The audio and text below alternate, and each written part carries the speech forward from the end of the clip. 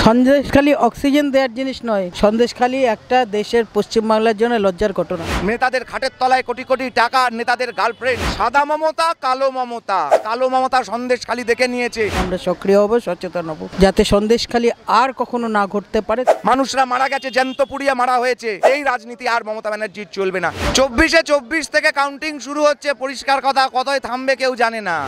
দিদি, তোমার প্রতিদ্বন্দ্বীদেরকে কিভাবে দেখছো? প্রতিদ্বন্দ্বীর মতো। মানে কতটা লড়াই কঠিন হবে?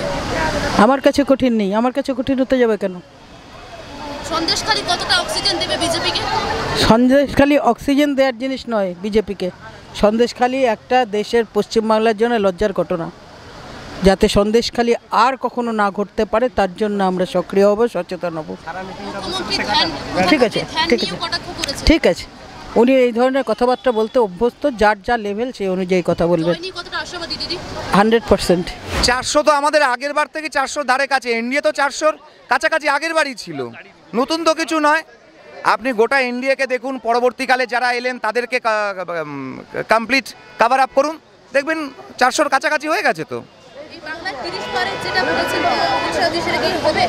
24 থেকে কাউন্টিং শুরু হচ্ছে, পরিষ্কার কথা, কতই থামবে কেউ জানে না।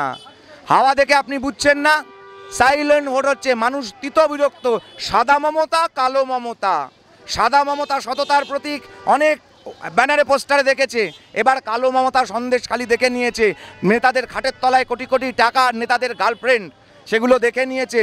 ছোট্ট ঘটনা, সাজানো ঘটনা, রামকৃষ্ণ মিশন দাঙ্গাবাজ, ভারত সেবাশ্রম দাঙ্গাবাজ, ইসকন দাঙ্গাবাজ, কথাগুলো শুনে নিয়েছে।